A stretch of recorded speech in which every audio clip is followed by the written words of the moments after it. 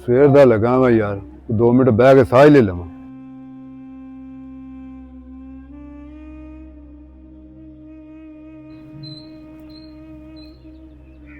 ਵਾਹ ਜੀ ਵਾਹ। ਬਾਬਾ ਕਰਮ ਦੀ ਨਾ ਕੋ ਬੰਦਿਆਂ ਨੂੰ ਸ਼ਰਮ ਕਰਨੀ ਚਾਹੀਦੀ ਏ। ਮਾਲਕ ਕੋਲ ਨਾ ਹੋਣ ਤੇ ਇੰਜ ਹੀ ਦਿਹਾੜੀ ਲਾਉਂਦੇ ਹੋ। ਬਾਊ ਜੀ 1 ਮਿੰਟ ਹੋਇਆ ਹਲੇ ਮੈਨੂੰ ਬੈਠਿਆ, ਸਵੇਰ ਦਾ ਮੈਂ ਲੱਗਾ ਵਾ। ਔਰ ਲੱਗਦਾ ਪਤਾ ਮੈਨੂੰ ਦਿਸਦਾ ਪਿਆ ਤੁਹਾਡੀ ਤਾਂ ਹੀ ਤੇ ਲੋਕਾਂ ਦੀ ਪੂਰੀ ਨਹੀਂ ਪੈਂਦੀ, ਬੇਈਮਾਨੀਆਂ ਕਰ ਕਰਕੇ। ਕਰ ਕੰਮ ਗਾ।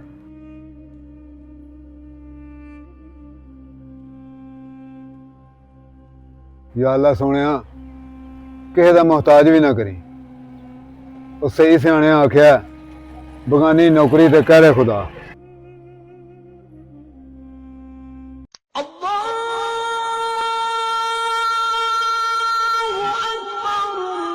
ਅਜ਼ਾਨ ਹੋ ਗਈ ਹੈ, ਨਮਾਜ਼ ਪੜ੍ਹਾ।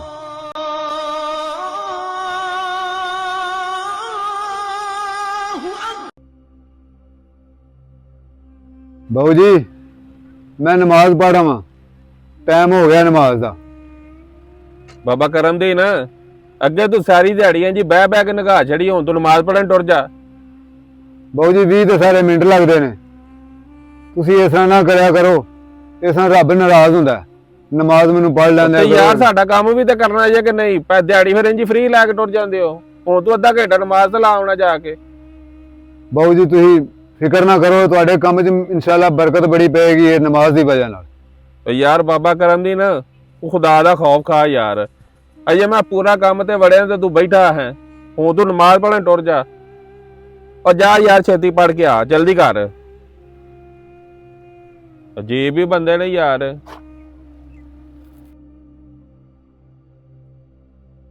ਓ ਟਾਈਮ ਤੇ ਥੋੜਾ ਰਹਿ ਗਿਆ। ਮੈਨੂੰ ਤੇ ਮੌਲਵੀ ਸਾਹਿਬ ਕਹਿ ਗਏ ਹਨ ਮੈਂ ਜਾਣਾ ਕਿਤੇ ਤੇ ਅਜ਼ਾਨ ਪੜ੍ਹਿਆ ਜੇ। ਇਸ ਲਈ ਮੈਂ ਜਾਵਾਂ, ਬਹੂ ਨਾ ਕੋ ਪੁੱਛ ਕੇ ਨਾ ਅਜ਼ਾਨ ਪੜ੍ਹਨੀ ਜਾ ਕੇ।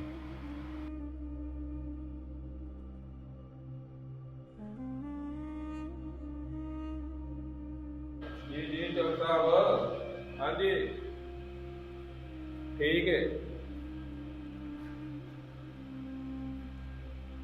ਚਲੋ ਠੀਕ ਹੈ। ਹਾਂ ਵੀ ਬਾਬਾ, ਹੁਣ ਕੀ ਮਸਲਾ ਹੈ? ਬਾਊ ਜੀ ਅੱਗੇ ਮੈਂ ਜ਼ੋਰ ਦੀ ਨਮਾਜ਼ ਪੜ੍ਹ ਕੇ ਆਇਆ ਸਾਂ ਤੇ ਉਹ ਨਮਾਜ਼ੀਆਂ ਨੇ ਮੈਨੂੰ ਆਖਿਆ ਸੀ ਮੌਲਵੀ ਸਾਹਿਬ ਨੇ ਕਿਤੇ ਜਾਣਾ ਹੈ ਬਾਬਾ ਕਰਮਦੀਨ, ਤੇ ਅਜ਼ਾਨ ਅਸਰ ਦੀ ਤੂੰ ਪੜ੍ਹਨੀ ਹੈ ਤੇ ਟਾਈਮ ਥੋੜਾ ਰਹਿ ਗਿਆ ਤੇ ਮੇਰੀ ਸਲਾਹ ਮੈਨੂੰ ਜਾਣ ਦਿਓ, ਮੈਂ ਅਜ਼ਾਨ ਵੀ ਪੜ੍ਹਨੀ ਤੇ ਨਮਾਜ਼ ਵੀ ਪੜ੍ਹ ਕੇ ਫਿਰ ਆ ਜਾਵਾਂਗਾ। ਬਾਬਾ ਕਰਮਦੀਨ ਅਜੇ 3:30 ਹੋਏ ਨੇ ਤੇ ਤੂੰ ਬਹਾਨੇ ਤੇ ਬਹਾਨਾ ਮਾਰਨਾ ਵੇ।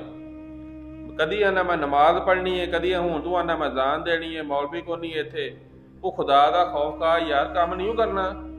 ਬਾਊ ਜੀ ਉਹ ਮੌਲਵੀ ਨੇ ਕੰਮ ਪੈ ਗਿਆ ਸੀ, ਨਹੀਂ ਤੇ ਅਜ਼ਾਨ ਤੇ ਅੱਗੇ ਉਹ ਹੀ ਪੜ੍ਹਦਾ, ਤੁਹਾਨੂੰ ਵੀ ਇਸ ਚੀਜ਼ ਦਾ ਪਤਾ ਹੈ।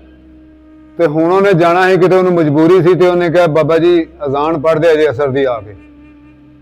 ਮੈਨੂੰ ਨਹੀਂ ਇਸ ਗੱਲ ਦਾ ਪਤਾ, ਕੰਮ ਘਰ ਜਾ ਕੇ ਮੈਂ ਨਹੀਂ ਜਾਣਦਾ ਇਸ ਗੱਲ ਨੂੰ। ਬਾਊ ਜੀ ਮਿਹਰਬਾਨੀ ਕਰੋ, ਬਾਊ ਜੀ ਮਿਹਰਬਾਨੀ ਕਰੋ, ਰੱਬ ਬੜਾ ਖੁਸ਼ ਹੋਏਗਾ ਤੁਹਾਡੇ ਤੇ।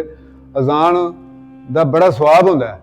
ਤੇ ਯਾਰ ਫਰੀ ਦੀ ਦਿਹਾੜੀ ਲੈ ਜਾਣੀ ਆ, ਹੁਣ ਅਜ਼ਾਨ ਪੜ੍ਹਨ ਟੁਰ ਜਾ ਤੂੰ। ਮੈਂ ਤੁਹਾਡੇ ਕੰਮ ਦੀ ਕਸਰ ਕੱਢ ਦੇਵਾਂਗਾ ਇਨਸ਼ਾਅੱਲਾ।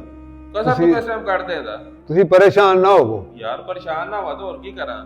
ਹੁਣ ਤੂੰ ਆਂਦਾ ਮੈਂ ਅਜ਼ਾਨ ਦੇਣੀ ਹੈ ਜਾ ਕੇ, ਇਹ ਤਾਂ ਤੂੰ ਘੰਟਾ ਇੰਜ ਹੀ ਜ਼ਾਇਆ ਕਰ ਦੇਣਾ। 4-4:30 ਵਜੇ ਤੂੰ ਛੁੱਟੀ ਕਰ ਜਾਣੀ ਹੈ।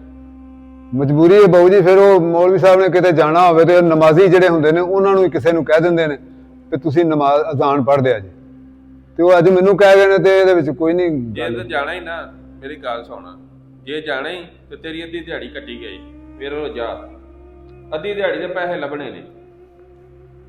ਬਾਊ ਜੀ ਇਹਦਾ ਮਤਲਬ ਤੁਸੀਂ ਸਵਾਬ ਦਾ ਕੋਈ ਨਹੀਂ ਤੁਹਾਨੂੰ ਫਿਕਰ, ਇਹ ਵੇ ਕਿ ਪੈਸਿਆਂ ਦਾ ਤੁਹਾਨੂੰ ਫਿਕਰ ਹੈ। ਤੇ ਤੁਸੀਂ ਇਸ ਤਰ੍ਹਾਂ ਕਰੋ, ਮੇਰੀ ਪੂਰੀ ਦਿਹਾੜੀ ਨਾ ਦੇਵੋਗੇ ਨਾ ਤੇ ਅੱਲਾ ਮਾਲਕ ਹੈ ਮੇਰਾ, ਤੁਸੀਂ ਪਰੇਸ਼ਾਨ ਨਾ ਹੋ, ਮੈਂ ਅਜ਼ਾਨ ਪੜ੍ਹਨੀ ਹੈ। ਤੁਸੀਂ ਮੇਰੀ ਪੂਰੀ ਦਿਹਾੜੀ ਵੀ ਕੱਟ ਲਵੋਗੇ ਤੇ। ਉਹ ਜਾ ਪੂਰੀ ਦਿਹਾੜੀ ਕੱਟ ਲਵੋਗੇ।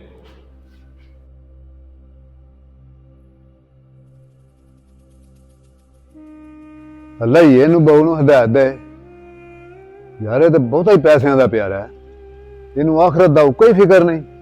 ਅੱਲਾ ਤੋਂ ਇਹਨੂੰ ਖੌਫ ਹੀ ਨਹੀਂ ਹੁੰਦਾ, ਕੋਈ ਡਰ ਹੀ ਨਹੀਂ ਹੈ ਇਹਨੂੰ। ਕੋਈ ਭੈੜੇ ਕੰਮ ਵਾਸਤੇ ਮੈਂ ਕਹਿੰਦਾ ਹਾਂ ਤੇ ਫਿਰ ਵੀ ਬੰਦਾ ਡੱਕਦਾ। ਅੱਛਾ ਕੋਈ ਨਹੀਂ, ਰੱਬ ਇਹਨੂੰ ਸੋਹਣਾ ਹਦਾਇਤ ਦੇਗਾ।